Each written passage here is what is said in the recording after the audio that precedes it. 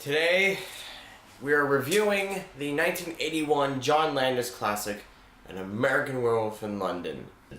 Ooh-wee! I believe it or not, I hate to admit it, but I haven't seen this movie until yesterday. I don't know how I missed out on this classic for so long. You gotta start somewhere, right? I guess you gotta start somewhere. I'll add it to the list of Shawshank Redemption and Casablanca for how the fuck haven't you seen that yet movies.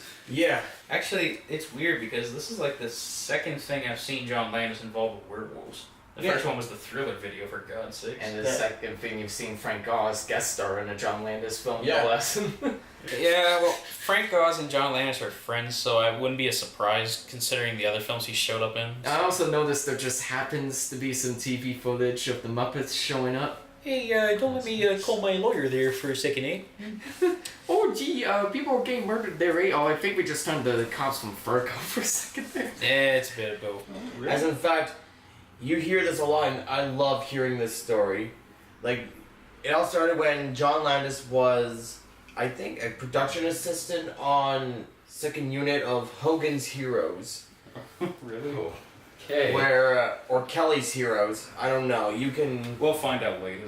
Yeah, like, he was with a guy named Sasha, and they were driving down the rural road of Yugoslavia. Yeah. And they saw a group of gypsies burying a corpse into the ground, feet up first. And then so Sasha was asking, joking around, like, why would you do that? Like, to make sure that they don't go up, make sure the corpse doesn't Rise again? Rise again, yeah. And then Sasha's all joking about it, and then John Landis thought, what if he did get up? What would he do, Mary? Yeah. Yes, and he wrote a script that was originally set in Paris called An American Werewolf in Paris. And we all know how that sequel ended up. Oh, God. But then he changed it to An American Werewolf in London. For the win. Probably for the best, right? Much better setting. Yes, and it's like a Don Quixote. Oddly enough, this film has a very weird sexual tone going on for it. Oh, well, I mean, it's a werewolf story. A lot of werewolf stories and vampire stories are, at least the good ones, are very sexual in nature because it really is about the nature of the beast, which is just our beastly tendencies, which often lead to sex. And let's not forget the fact that there's a porno thing in there. See you next Wednesday. Some of the best porno acting ever. What are you doing here? I'll tell you never do this again. I don't even know you. Not you Twitter. I don't even know you. Oh, sorry. He's got the perfect mustache. I think that scene and many other scenes in the movie show like an intentional dark comic tone that I just absolutely wasn't expecting. Did Landis shoot that porno? I really hope he did shoot that porno. Because if he didn't, I will be very upset. I would just love to get an interview with him and wonder what the hell was that about. I wonder if he shot that Muppet special as well. I wouldn't be surprised. Now let's talk about the music video for Thriller, like how it sort of got the same idea with the whole transformation. The eyes is what really got me, because the eyes that they use for both David and Michael are basically the same idea. They wanted to make it with animals. They always have this sort of weird thing with their eye. Mm-hmm. They wanted to capture that pretty much. Okay.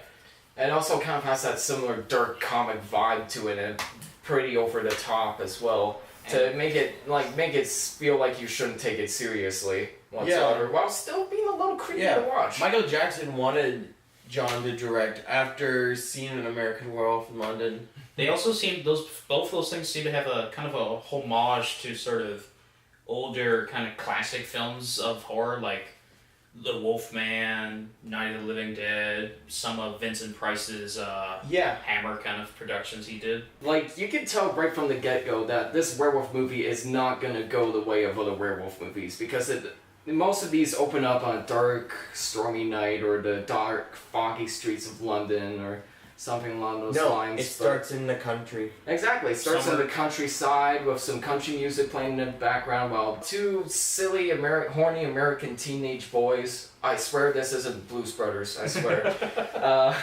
Or and they walk into a British town, the Moors, and to the slaughtered lamb. Well, where's the lamb? Is he Well, inside? it's probably inside getting cold. Yeah. Alright. Would you rather the Hilton? I hate you so much right now. And of course they go in. I think that's- You ruined my game of thoughts. Yeah. Because and then they see the star of. Which was an homage to sort of the original Wolfman with Lon Chaney, because when Lon Chaney gets bit by the wolf, he gets the symbol of the pentagram star on his hand. Really? Huh. I didn't even notice that. Yeah. Supposedly back in the old days, werewolves were considered like kind of one of the best minions of Satan or something like that. Mm-hmm. So that's But- where they want to get the oh, cross yes. link from. And the British people force them to leave. No! Don't let them go out yet! That's for them to decide. I didn't hear nothing. And, Stay out, stay on the road. and Away these from the moors. Beware teenagers, the moon, lads. I actually really appreciated their chemistry together in the movie. I Like, think they really felt natural, and it's very hard, especially in the 80s and 70s, for a lot of Hollywood writers to write teenagers that don't feel forced. Mm-hmm. And I appreciated that greatly. Well, But like- of course, you know, that chemistry doesn't last long, does it? And I like the way that they actually really do feel like friends, these kids. Mhm. Like they feel like longtime buddies, and then later when Jack comes back as, you know, a ghost pretty much, he still got that chemistry with David. It's like it's not like your buddy that just came back to drop by. Except this time he's like, "Hey David, what's up? Just came dropping by. You thought about killing yourself recently?" Yeah, my face is melted off as well. Is my eyeball in the right place? And like they kind of have this love, you know, they kind of tease each other a lot, they bug each other a lot, but they inevitably do kind of care for each other, and that's especially apparent in the later scenes. Yeah, that's why Jack came back to warn David, pretty much. Warn about being a werewolf and warn him about not getting too close to his porn star girlfriend Alex. Or it's like, you ever tried talk to a corpse? It's boring. That's my favorite line in the movie, man. Like the first time you see him getting all torn up, I was like, Oh. And the fact that you see him get more and more torn up Oh, from he the does movie more to the point where he's just a Did you see hollowed out that? skeleton. Oh, What was with the little thing in the neck? What was that? wiggly, like a piece of skin, like wiggling in there. Oh. Oh, that's sick. I love it. My favorite line, it's like, it's not like an important line. It's like it's usually like, for example, when the guy that gets killed in the subway before he died, he was like, "I can assure you, this is not the least or a bit amusing." Yeah, a lot of the extras really aren't great. Yeah, it's John Landis American. He's Yeah. American. I find it kind of funny how he kind of writes the Americans almost in a bit of a negative light, like almost from London's perspective. Like, you know, they're kind of childish, they're just horny, they want to ruin everything they touch, and maybe that's the allegory of the Americans becoming the new werewolves in that sense and causing a lot of havoc in London, someplace they don't belong. But I do think the dark comic tone does get in the way of the movie sometimes. There are some serious moments where I feel like they want us to take it seriously and want us to be emotionally invested in what's going on, but they just come off as kind of funny, and that's unfortunate because I wanted to get connected to these characters. That's like an extra cherry on top of this film, but Yeah. I just couldn't. I think Landis was trying to experiment around this time because he was mostly just known for his comedy stuff, and he wanted to kind of step away from that and make something a little more new. I feel like the transition was mostly successful in that regard because there were just some moments in this movie that were surprisingly hilarious. And yet surprisingly frightening also, which is what he wanted to get. Yes, a lot of surprising jump scares in the movie. Surprising jump scares, the dream sequences were weird. So Yeah, dream sequence after dream sequence. I'm sure Gene Siskel is rolling around in his grave just at the thought of a dream sequence. I'd imagine he wouldn't like Inception very much. Oh, that movie would probably punt him over the edge. That movie was probably like, Roger, you do the review for that fucking movie. Yeah. I'm calling it a day. But let's talk about the scene. Oh, yeah. God! My Jesus Christ! me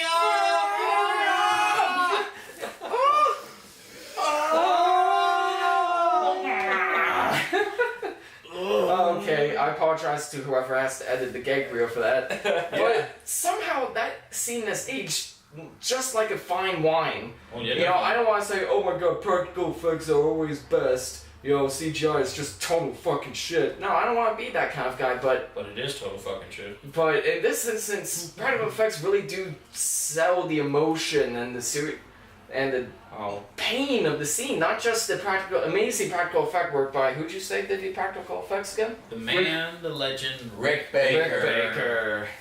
Rick Baker's the man. But also the sounds of the scene really stuck with me. The bones crunching and the sounds of muscles expanding. I think I even heard some like tearing noises as well. It feels like noises as well. It kind of looks like his body's sort of,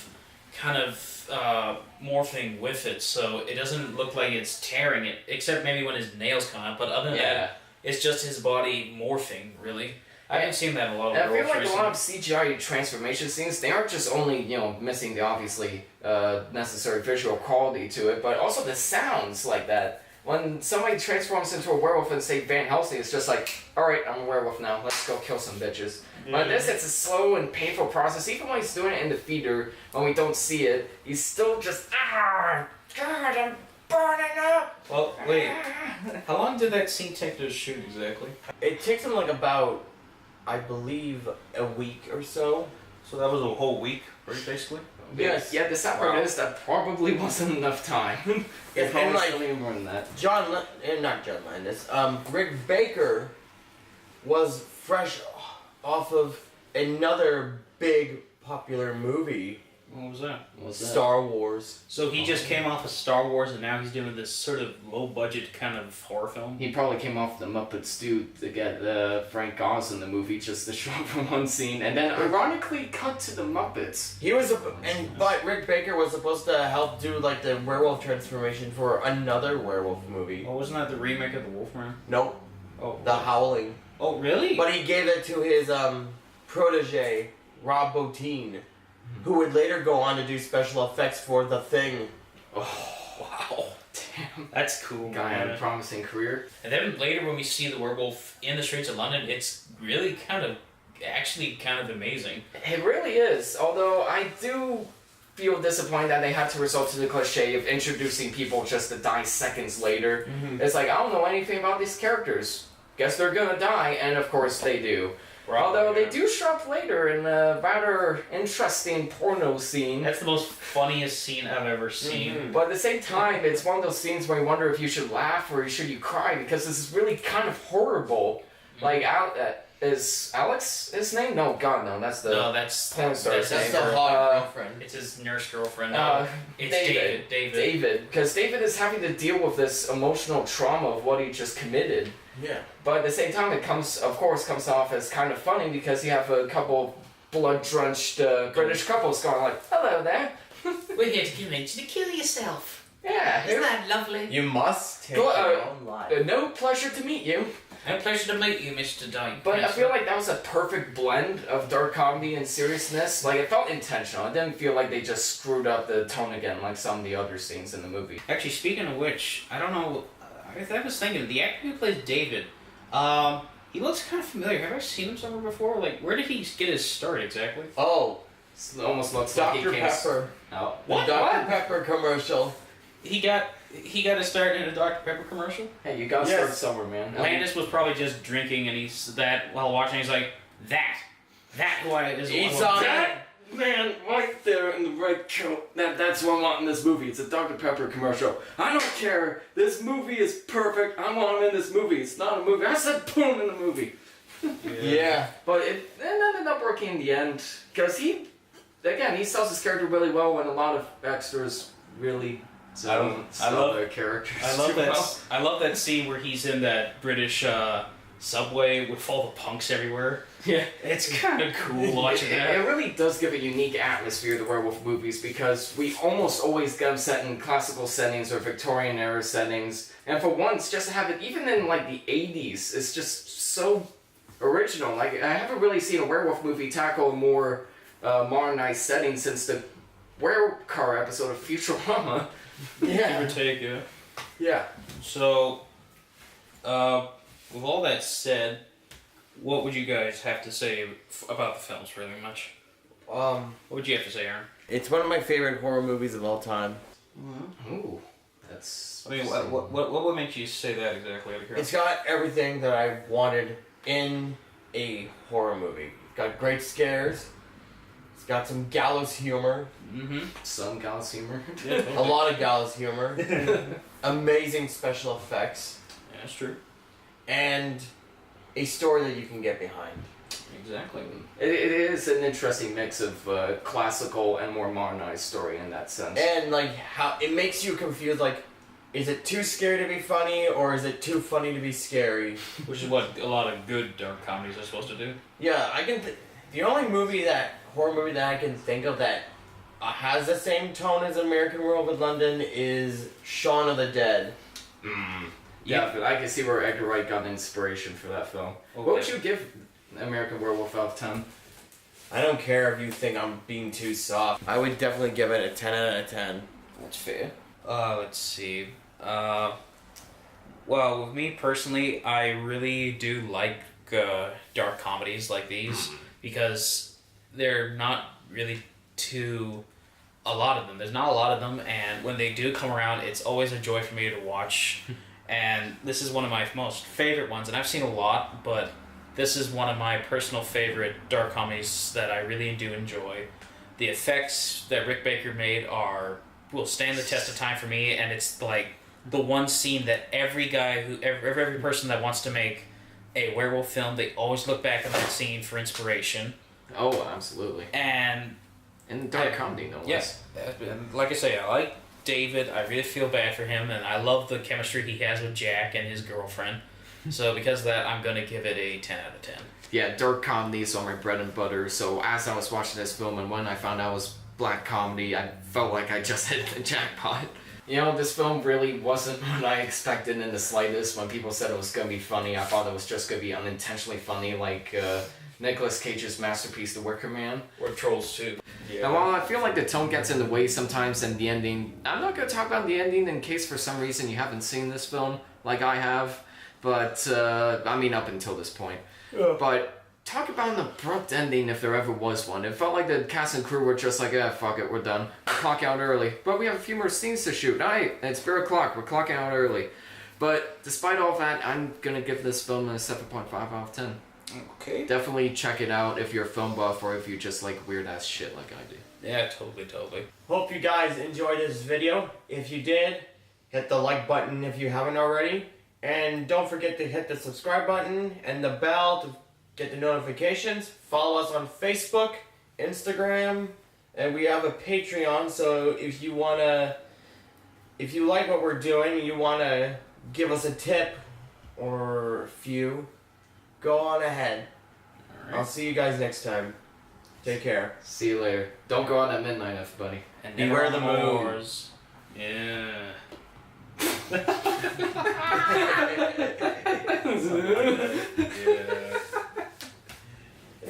Take care, guys.